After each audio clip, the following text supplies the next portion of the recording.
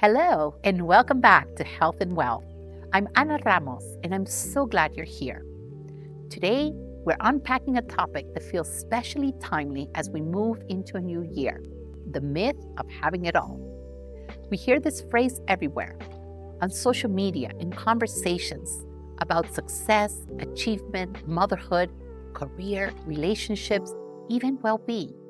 But what does it actually mean in real life? And what happens when we chase the idea without ever questioning whose version of all we're trying to have?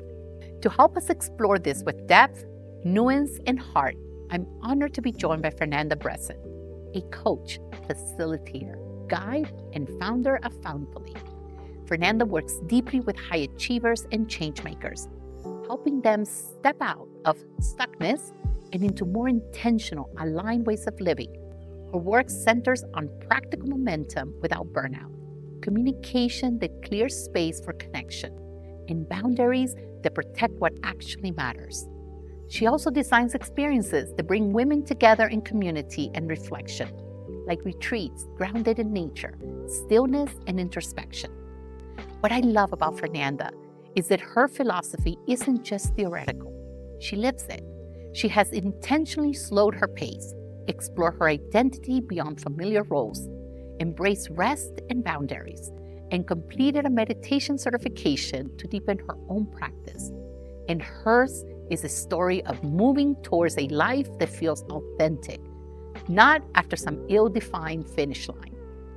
Today, we'll talk about what it really looks like to assess your life honestly, without comparing yourself to curated makers of success, and how fulfillment emerges not from having everything at once, but from choosing what matters most in each season of your life.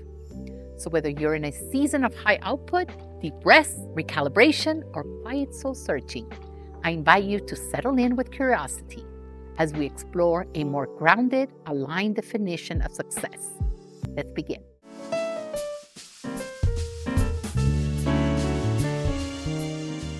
Fernanda, welcome to the Health and Wealth episode. It's so good to have you. I think that the last time we spoke was maybe about a year or so ago, but just catching up a little bit, it was just amazing to reconnect. So welcome, welcome, welcome. It's such an honor, such a pleasure to have you here today in our episode. Thank you so much for having me, Anna. It's a pleasure to be here, and I feel honored to be able to share my experiences and to connect with you in the new year. Thank you. And you're a world traveler. Like I have found myself to be just working from remotely from different locations. Where are you today?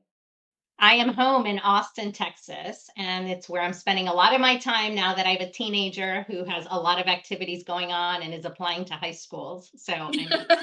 Yeah, I remember when I first met your daughter, she was like the cutest thing, the most conversational little human being I've ever met. And she's like absolutely gorgeous. I still remember her with her little mermaid. We were sitting at your house and your husband was cooking for us, and we were having a conversation. She was like in her little with her little mermaid legs, and she just looks so cute and so adorable and such a conversationalist. So I can't wait to see her again now all grown up. absolutely. She's definitely grown up. I know, I'm seeing the photos. And, Fernanda, so this episode, we wanted to talk a little bit about the myth of having it all. We tend to hear that everywhere. We feel that we shorten ourselves when we fail to have it all, right? And I think that having it all, it's that comparison to the Joneses, right? That is very typical. Talk to me a little bit what having it all means to you. And if you wanted to reframe how we see it today, how would you reframe this idea of having it all? I think that's a wonderful question, and it's so important in today's world. So I think previously having it all had these external connotations of what you had to achieve or what career goals look like or what income earnings you were achieving. And for me, having it all is really about alignment. It's about defining what having it all means to me. And part of that requires calmness and peace and also choices. And so by making choices that are in alignment with my values and with my family's values, I can make better informed decisions as to what to say yes to or not yet to, so that in those choices, I am staying grounded and able to show up fully for myself first, and then for my clients and my family and for my friends. And so having it all really comes from the inside out rather than chasing externally. Would you say that that is your personal shift, or would you say that that's a shift that's happening today? Because I think the world is becoming more aware, more present, more in tune, more in what is right for me. So, would you say that your definition of having it all and have you been able to define it, is that in line with how the world's moving, or would you say you kind of extrapolated yourself from that? I think it's a combination. I think the world has shifted, and I think people are recognizing that, first of all, you can't have it all based on external and other people's opinions. You really need to define what that means for you. Once you do that, then you can extract yourself in some regards from that external should and really define, well, what does that look like and mean for me? And then how do I make the choices that align? And so for me, that's kind of what it's been. Moving from Miami to Austin shifted a lot of things for me. Some of the work I do is defining what at your core you want to feel and desire every day. And those are baby steps that we can use to see if we're in alignment in everything from traffic to relationships to work choices. And so when I moved here, my biggest core desire is ease. And so what I do is I use that as a compass to see if things are in alignment, if it brings a sense of ease. And so rather than looking externally at what other people are doing, I bring everything back to, am I feeling a sense of ease in this situation, in this relationship, in this dynamic, in this invitation? And then I make decisions from that place. And so I'm working within the confines of the culture that we live in the United States, where things are very go, go, go, but I'm extracting myself and ensuring that I'm living from a place of alignment and ease. Does that answer your question? Oh my God, absolutely. And all I could think of is because somebody mentioned this to me the other day, it's like, Anna, you're the North Compass, right? So it's interesting that you actually identified a word that is your North Compass, right? It's like this is what guides Fernanda. And this is the word I chose that pretty much sits with your soul, right? So how did you come across that word? And has it changed over time? Because I'm like, wow, this is incredible. She has a word. Well, so there is some work that I did many years ago. I did a training and I became a facilitator for something called Core Desired Feelings through Danielle Laporte. And her book, Desire Map, was what set me off. And really, it's identifying a feeling or multiple feelings. And normally, we have anywhere from 3 to maybe 5 or 6 that are at our core. And we see them as these external kind of bigger things like, oh, I want to achieve this or I want to earn that. But when you start peeling back the layers, really there's a sense of a deeper feeling that you need to get to. And so my ease came from that work. And there are other feelings that I need at my core, but ease tends to be like sort of the front and center one that I really lean towards. What I love about this is you can look for small incremental ways to bring that into anything. So, like I said, traffic earlier, for me, I don't feel a sense of ease when I'm sitting in traffic. And you being in Mexico City probably don't either. And so, what I do is I ask myself, I'm very much about pausing and reflection. And so I ask myself when I'm in a situation where I don't feel that sense of ease or whatever my core desire is, how do I bring it in? And so the biohack for me is doing small little things in the moment that bring me back to the present. So in traffic, I can rub my thumb and forefinger together and bring myself back to my body. And so rather than being anxious or stressed about what's going on around me, I'm more fully present in that moment and in my body. And then I can put on a song that I enjoy. I can call a friend I haven't talked to in a while. I can listen to a podcast that's inspiring. And so all of those things bring a sense of ease. So rather than being in my head and externally feeling the discomfort, I am back in the moment, the present, and feeling that core desire that I need. And so it changes and shifts the whole dynamic of that instant. That is so I love that, Fernanda. I love that. I love that, how you come into ease is by becoming present. And so, and by the way, the beautiful part about Mexico City is that the Ubers are so inexpensive and it's so much easier to just hop on an Uber. You can keep doing whatever you want to do and they take you. So it doesn't matter the traffic.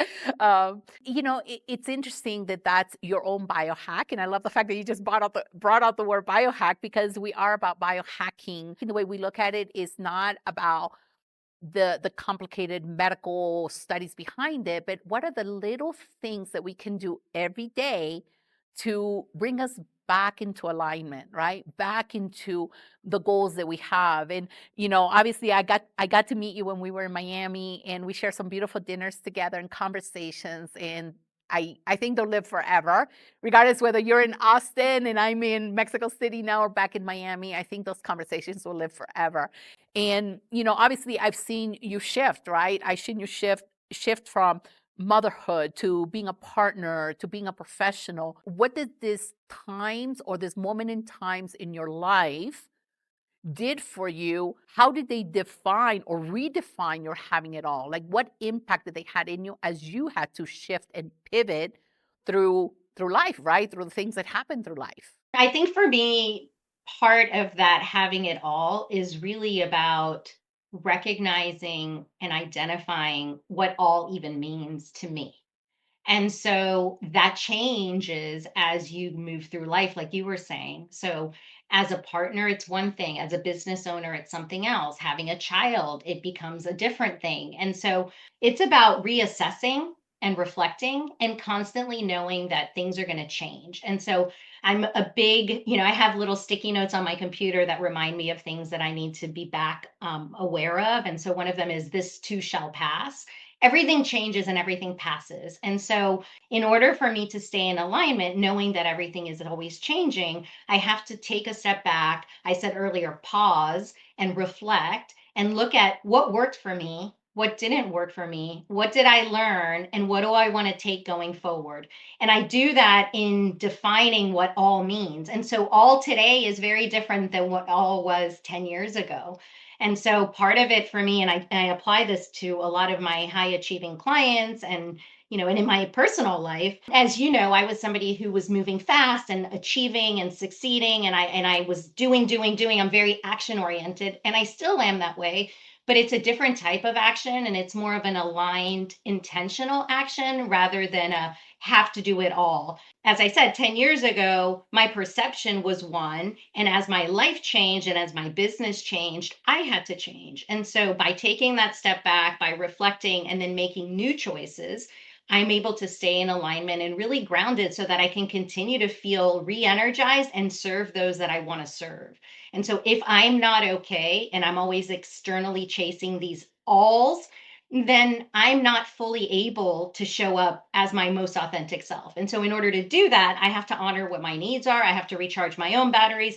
And sometimes that requires me taking time for myself. It requires me, saying no to certain things. And you were talking earlier about biohacks. I'm all about simplifying and really small baby steps that are sustainable. It's about consistency and sustainability. If we're trying to do like, I want to exercise more. And then people say, I'm going to start and I'm going to do 5 days a week. Well, if you haven't started and you haven't been doing something, let's be realistic. Let's start with one or two.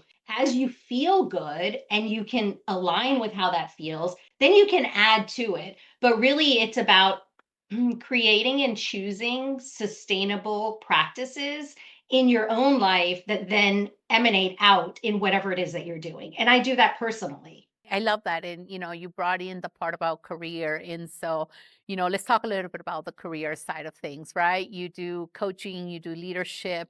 And, one of the things that as I watch your own career develop, Fernanda, is if I can put it in simple words, you're so in tune with what today's needs are that you've taken all of your knowledge and rather than use textbook knowledge, you have applied it into today's world. You are in tune with what's the movement that's happening. So let's talk a little bit about the career side. So obviously you do coaching, one of the things that you do, besides all the other amazing things that you do through your corporation. What have you seen in people who have this list of having it all, right? This list of the things that they need to achieve. And sometimes I laugh with girlfriends because when they are saying, hey, this is my ideal man, for example, and they got to have all these qualities, I just start laughing. I'm like, good luck finding what you're looking for. But what happens to as we check our boxes, right? The people that do have those boxes, when we check our boxes and we're like, okay, I achieved everything, right? But yet the sparkle in their eyes is missing. That that joy, that fulfillment, that they feel empty. It's not there. So they achieved everything on paper, but they're still, as human beings, as souls, they're not there. And you see and you feel that emptiness. From your coaching work that you've done, what happens when people do that? That's something I encounter every day. A lot of my clients are high achieving therapists or attorneys or entrepreneurs, and they do on paper look and have successful businesses and lives, and there's something missing. And so I talk a lot about getting unstuck. And unstuck can mean in different ways and in different areas of our lives. And really, it's about what brings you joy and fulfillment. And so, what I go back to is number one, assessing the whole person. And so, I use this wheel of life concept, and it's divided into all of the parts of us. And so, our parts are, finances, relationships, romance, self care, spirituality or religion, entertainment or leisure. There's all these different parts that make us who we are. And understanding what areas are lacking or where we're feeling stuck allows us to pivot and put energy and intentionality into that particular area. So sometimes people come to me for business coaching and they think there's something missing in their business or their team isn't meshing. And really, what's going on is something else. And so, what I like to do is first assess the individual and see where in your life and business you're lacking intentionality, and then start defining what that would look like. And the most important piece, which is what I do myself, is why. Why does this matter to you? Why does this impact you? Why does this bring you satisfaction, joy, wellness? And if we don't know why we're doing something, then we're just going through motions. And so, if we can take a step back and identify the reason why we do what we do and how that makes us feel, it changes everything. And it also allows us, when we're in a situation that doesn't feel good, to say, this isn't in alignment for me. And again, like, you were talking about simple biohacks. These are small baby things. They're not like giant concepts, and you don't have to know all of this science or understand things that maybe you haven't been exposed to. It's really like, what am I feeling right now in my body? Is this serving me? If it is, great. I'm going to take a step forward. If it's not, I'm going to take a step back, and I'm going to assess or think about what needs to shift there, or what do I need to do differently in my life or in my work or in my relationships so that it can feel more expansive and fulfilling. What does a step forward look like, and what does a step back look like? And when we have to say to something, this doesn't serve me, because first is becoming present, right? But when we realize it doesn't serve us, um, talk us through some of the areas, whether it's a relationship or whether it's a career. Now that we're present to it, how do we say no, right? Versus just saying no. How do we say no to be okay with us, right? So what does a step forward look like? What does a step backward look like? And then how do we say no? A step forward, I think, is movement, any type of movement towards something that is better and more in alignment for you. It doesn't have to be everything, right? A lot of times when we are stuck, it's because we have so many options as to how to move forward. So it's just picking one thing and taking that one action. You can always pivot and redirect, but if you don't go anywhere and you don't take a step, then you're not making any strides. And so, what I do in my supporting clients is, let's look at all the options and then let's pick one. We'll try that. If it doesn't work, it's okay. We can try something else. But if we never try, we never know. And so, a step forward for me is trying. and the willingness to do so. It doesn't mean we're not fearful of new things or we're not uncertain. You can be uncertain, you can be scared, but you can still take that step forward. And then it's what I said earlier, constant reassessment. We analyze and assess. Did that work for me? How did I feel? Did that work for my business or for my team? If the answer is yes, then we continue forward and we do more. If the answer is no, then we understand why, we learn from it, and we do it differently. A step back is sometimes necessary, which is I've done too much, I'm overstretched, I don't want to burn out, or I'm putting too much on other people. Let me take a step back, retract, reassess, think about what this did or didn't do, and then decide how to go ahead. And that might be delegation in the business setting, even in a personal setting. It might be asking for help, which, especially as women, we tend to be very hesitant to do because we think we can do it all. But the reality is, we have people in our world that are willing to help us. And a lot of times we just need to ask.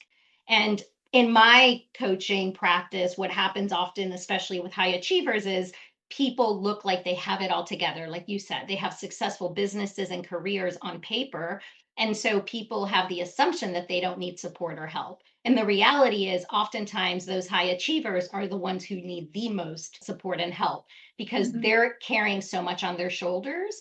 And so it's about learning to trust yourself and knowing that it's okay to say, hey, right now, I can't take on more, or I can take this on, but that means I'm going to pause this thing over here. So again, it's a give and take. And it's a knowing that we can't change what didn't happen in the past, but we can bring ourselves to the present and make different choices in the future. I love that. And then, Fernanda, I think one of the hardest things is for people to say no, right? It's not something that's ingrained in us. And yeah, I think it's part of the evolution that we've seen throughout the world of becoming self aware and being aware of what serves us and what doesn't serve us. But how do we say no and not feel terrible about it, right? Knowing that that no is to serve us, but we still feel terrible because it's not the right thing to say no, How do we say no? So I have a funny thing that I get a lot of my clients. It's this big red button that says no, and they have it on their desk.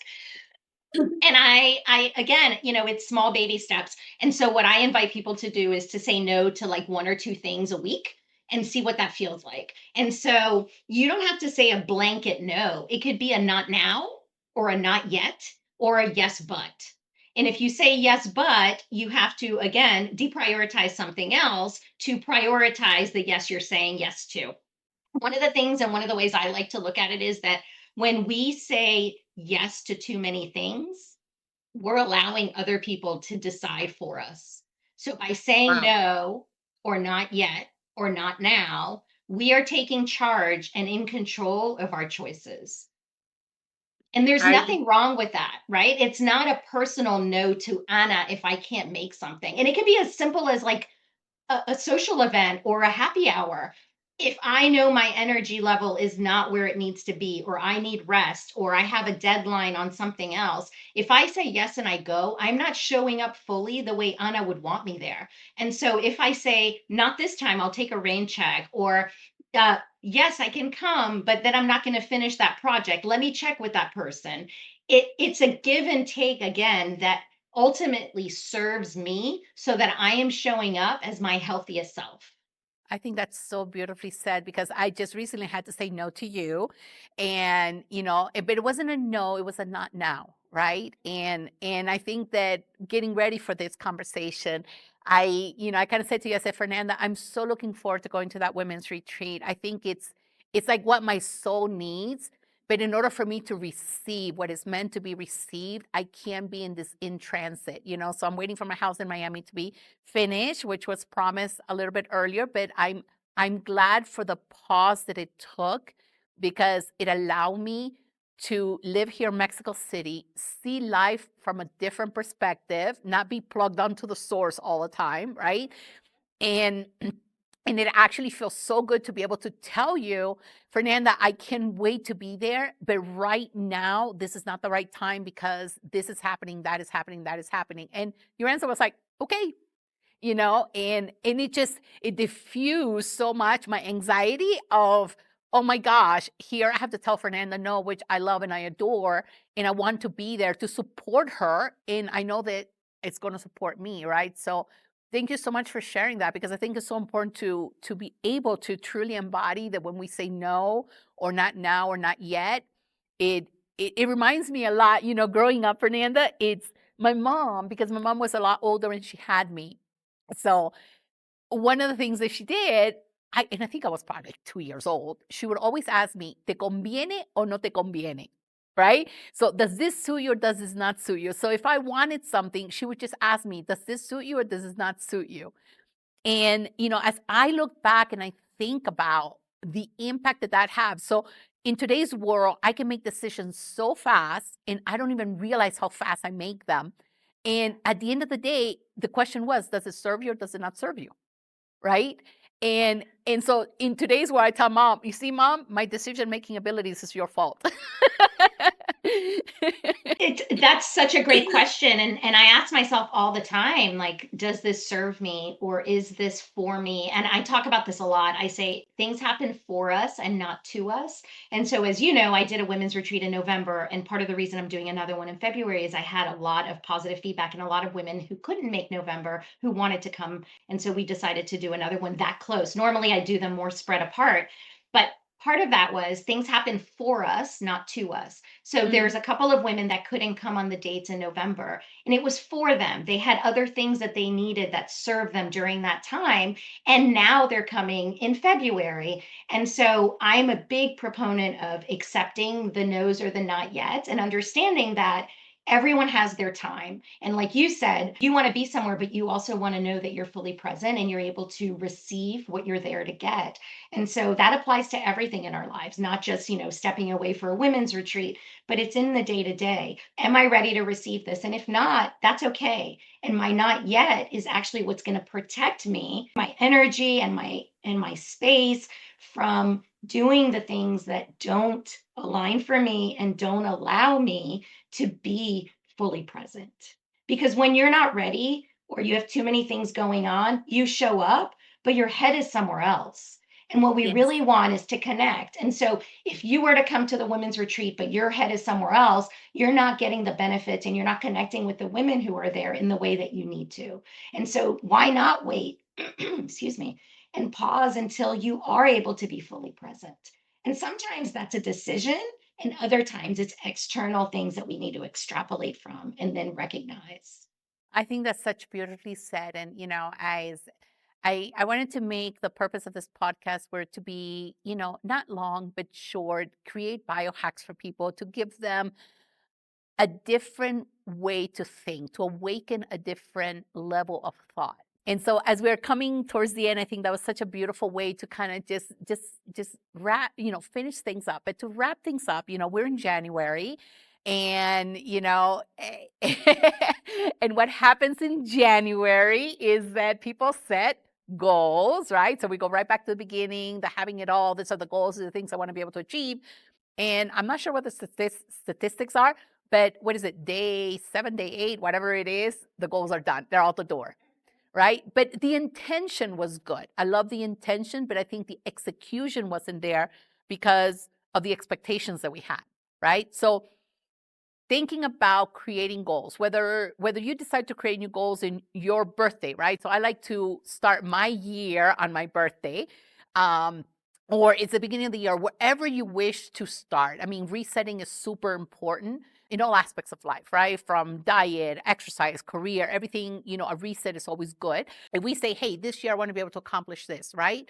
Um, how do we make sure that we don't lose stamina? And how do we make sure that comes that end point that we look back and our souls smile? That's my north. That's my north is, does this make my soul smile? Right? And so how do we make our soul smile? How do we feel accomplished so that as we're achieving things, we don't feel empty and unfulfilled? Yeah, I think it's about small practical goals and about sometimes doing less and ensuring that you're being honest with yourself. And so I always have people when they set goals at the beginning of a year or on their birthdays, if they set 3 or 4 goals, I have them cut it back and pick 2 and start with those. And so once those become attainable, then we can add to it. And so we always overpromise and underdeliver to ourselves. And so it's really about um, what do I want to achieve and what would I feel like if I achieve that? And then having measurable and deadlines for ourselves. So if by mid-February, I haven't taken those steps or I'm not doing things towards that goal, it's about reassessing and acknowledging maybe that wasn't really a priority for me. Or is that goal really something that matters and why? And then going back to the why that I mentioned earlier, is it something that really matters to me, my business, my family, my friends? Or is it this external should? We're living in this world where we're constantly comparing and looking outside of ourselves, and there's all these shoulds. And those shoulds are not what we're aspiring for. It's what we think we should do based on somebody else's perception or society or community. And so some of those things are helpful, but honestly, it needs to be like your mom would ask, does this serve you? If it serves you, and that's not selfish, by the way. A lot of times when we think in those terms, like, does this serve me? We're so conditioned to believe that if we're looking at ourselves and if something serves us, that we're being selfish. I actually think it's the complete opposite. By ensuring things serve us, we're being selfless because we are then able to give more and serve others better. And so when it comes to goal setting, I think it's really about what do I want to achieve? How do I measure that? And when am I going to reassess? Is it working for me? Great, I continue. Is it not? Then let's look at this again and change and maybe find something that's in more alignment with me or my needs or wants. And again, it goes back to honesty. And the only way we can do that is being present and reflection. And we are going so fast in today's world that even 3 breaths to reflect make a world of difference. I tell women when they're really busy, like just in your car before you step out to the grocery store, before you pick up your kid at school, take 3 breaths. Don't have your phone on you. Just close your eyes for 3 breaths. Sometimes that is the difference between high anxiety and regulation. And it doesn't take a whole lot.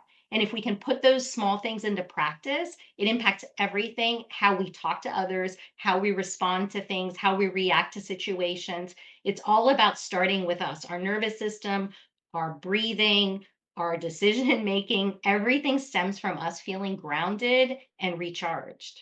What a beautiful way to end this conversation, Fernanda. You know, if there's a few words that kind of resonated with me the most is that success is different for everybody. And success is something we evolve with, right? It's not something we just set to achieve and set it and forget it. And if we don't achieve it, it kind of destroys us who we are. It doesn't allow our souls to smile, but it's something that evolved with us. And you have been the true embodiment of that. I almost feel like we can have 20 more of these conversations, and I will definitely ask you to come back in the future. But thank you so much. You are such a beautiful soul and such a light in my path. It's a pleasure. And thank you. I always love our conversations. They're inspiring and they make me think and they allow me to really express things that I feel very passionate about. And hopefully, some of the things that I use in my own life and in my own coaching can be beneficial to other people that listen to us having this conversation. That's beautiful. Thank you so much for joining us, Fernanda. Have a beautiful day. Thank you. You too. Bye bye. As we come to the close of today's conversation, I want to pause for a moment because what we've really been questioning isn't ambition or desire. It's the story that tells us we need to have everything all at once in order to feel fulfilled. What I hope you're taking from this conversation is permission. Permission to stop measuring your life against someone else's definition of success. Permission to honor the season you're in, whether it's expansive or quiet, fast moving or slow, outward or deeply inward. Fulfillment doesn't come from holding every role perfectly.